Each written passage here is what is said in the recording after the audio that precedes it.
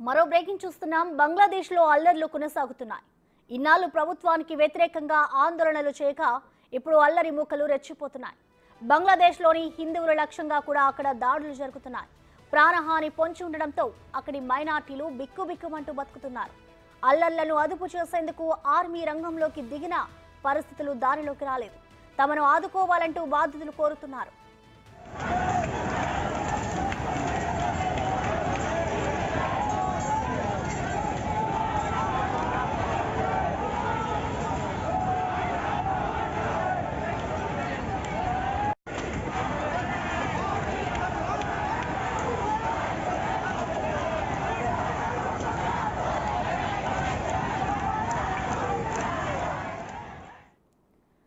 ఇక దీనిపై మరింత సమాచారం మా ప్రతినిధి ఢిల్లీ శివ లైవ్ ద్వారా అందిస్తారు.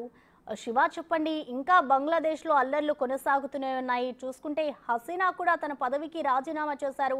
ఇంకా అల్లర్లు అనేవి జరుగుతూనే ఉన్నాయి. దీనికి గల కారణాలు ఏంటి శివ? ప్రస్తుతం అక్కడ పరిస్థితి ఎలా ఉందనుకోవచ్చు?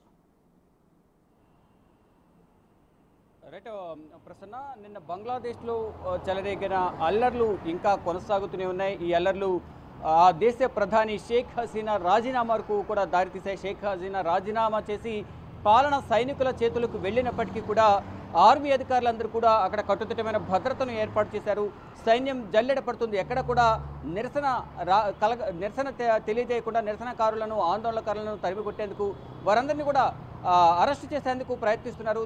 అందరినీ కొంతమందిని అదుపులో తీసుకుని అరెస్ట్ చేసినప్పటికీ అక్కడ కర్ఫ్యూ నిర్వహిస్తున్నాము, ఎవరు కూడా రోడ్లపైకి వచ్చి నిరసన తెలియజేయొద్దంటూ చెప్పినప్పటికీ కూడా అక్కడ అధికారులందరూ మొత్తం విధుల్లో హాజరై నిరసనకారులకు సూచనలు చేస్తున్న, హెచ్చరికలు జారీ చేస్తున్న ఆందోళనకారులు మాత్రం తమ ఆందోళనను విరమించడం లేదు.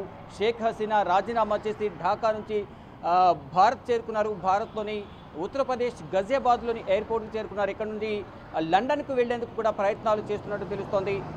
ఏదైతేనే గతంలో ఏదైతే రిజర్వేషన్ సంబంధించి ఇష్యూ నెలకొందో ఆ ఇష్యూకి సంబంధించి కూడా ప్రధానంగా ఈ ఇష్యూ నడుస్తోంది. దానికి సంబంధించి రిజర్వేషన్లకు సంబంధించి ప్రధానంగా అందరూ కూడా ఆందోళన నిర్వహిస్తున్నారు.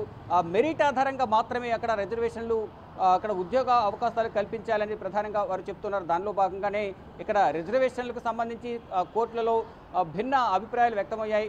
కానీ ఇక్కడ ఏదైతే 1971లో ఏదైతే స్వాతంత్ర పోరాటంలో అమరులయ్యారో వారి కుటుంబ సభ్యులకు సంబంధించి మాత్రమే అక్కడ వారు సభ్యులకు మాత్రమే వారు ప్రధానంగా ఉద్యోగాలు ఇవ్వాలి అనేది ప్రధానంగా వారు చెప్తూ ఉన్నారు.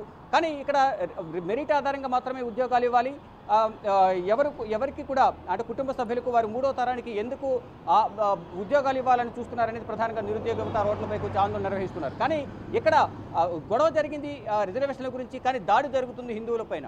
అక్కడ హిందువుల లక్ష్యంగా బంగ్లాదేశ్లో దాడులు కొనసాగుతున్నాయి. ఇక్కడ ఆర్మీ మొత్తం పాలన అధికారాలని కూడా వారి చేతుల్లోకి తీసుకున్నప్పటికీ కూడా పరిస్థితి అదుపులోకి రావడం లేదు. కర్ఫ్యూ విధించారు. కర్ఫ్యూ విధించినప్పటికీ కూడా ఎటువంటి నార్మల్ సిచ్యువేషన్ అనేది అక్కడ కలగడం లేదు. కానీ ఇక్కడ హిందువులను ఎజెండాగా చేసుకుని అక్కడ అంటే బంగ్లాదేశ్ అంటే అక్కడ ముస్లిం వర్గాలు ఎక్కువగా ఉంటాయి. ముస్లిం సామాజిక వర్గానికి సంబంధించిన వారే బంగ్లాదేశ్ వ్యాప్తంగా ఎక్కువగా ఉంటారు.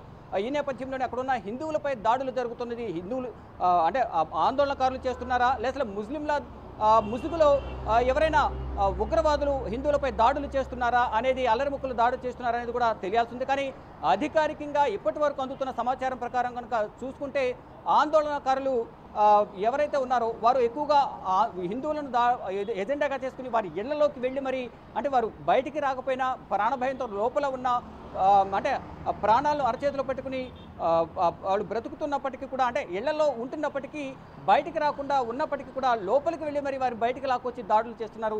ఇలా మొత్తం నిన్నటి నుంచి కూడా దాడులు కొనసాగుతున్నాయి. ఇప్పటి వరకు అందిన సమాచారం ప్రకారం 300కు పైగా అక్కడ మృత్యువాత పడినట్టుగా తెలుస్తోంది. అంటే ఇటు ఆర్మీకి సంబంధించిన ఆర్మీ కాల్పులు జరపడం కానీ, ఇటు ఒకరిపై ఒకరు దాడులు చేసుకోవడం కానీ, ఇటువంటి దాడుల వల్ల దాదాపు అంటే నిన్న ఉదయం సమయంలోనే ఒక్కరోజే సోమవారం ఒకరోజే మధ్యాహ్నానికల్లా 135 మంది మృత్యువాత పడ్డారు. తర్వాత నిన్న అర్ధరాత్రి ఈరోజు ఉదయం కానీ మొత్తంగా చూసుకుంటే 300కు పైగా ఈ అల్లర్ల వల్ల, ఉద్రిక్త పరిస్థితుల వల్ల మృతి చెందినట్లుగా తెలుస్తోంది.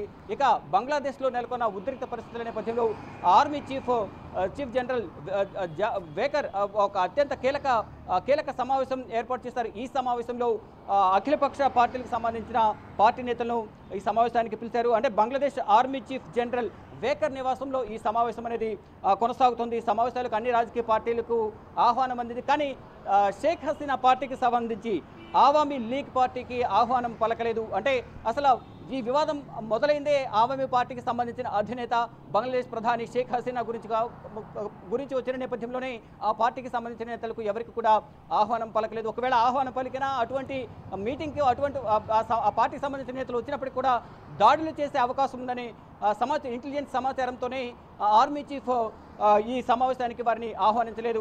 ఈ సమావేశంలో తీసుకున్న నిర్ణయాలను బట్టి కొత్త ప్రభుత్వాన్ని ఇప్పుడు షేక్ హసీనా రాజీనామా చేశారు కాబట్టి కొత్త ప్రభుత్వం అనేది ఏర్పాటు కావాల్సి ఉంటుంది. ఆ కొత్త ప్రభుత్వానికి సంబంధించి కేబినెట్లో మంత్రుల గురించి నిర్ణయాలు తీసుకోవాల్సి ఉంటుంది. ఇక సాయంత్రం బంగ్లాదేశ్ రాష్ట్రపతి నివాసానికి వెళ్లి కొత్త ప్రభుత్వ ఏర్పాటుకు ఆహ్వానం పలకాల్సిందిగా వినతి పత్రం సమర్పించబోతున్నారు. సమర్పించిన తర్వాత కొత్త ప్రధాని అంటే రాష్ట్రపతి పాలన విధిస్తారా లేదా ఏ విధంగా కొనసాగుతుంది అంటే మంత్రివర్గం అనేది ఉండాల్సి ఉంటుంది. కాబట్టి మంత్రివర్గానికి సంబంధించిన నిర్ణయాలు కానీ ఆ శాఖలకు సంబంధించిన నిర్ణయాలు తీసుకోవాల్సి ఉంటుంది. కాబట్టి మంత్రులుగా ప్రమాణ స్వీకారం చేయాల్సి ఉంటుంది. దానికి సంబంధించి ఈరోజు ఈ సమావేశంలో కీలక నిర్ణయం తీసుకోబోతున్నారు. ఈ నిర్ణయం తీసుకున్న తర్వాత మంత్రివర్గానికి సంబంధించి దేశ మంత్రివర్గానికి సంబంధించి ఆ శాఖలు సంబంధించి కూడా ఒక కీలక నిర్ణయం తీసుకునే అవకాశం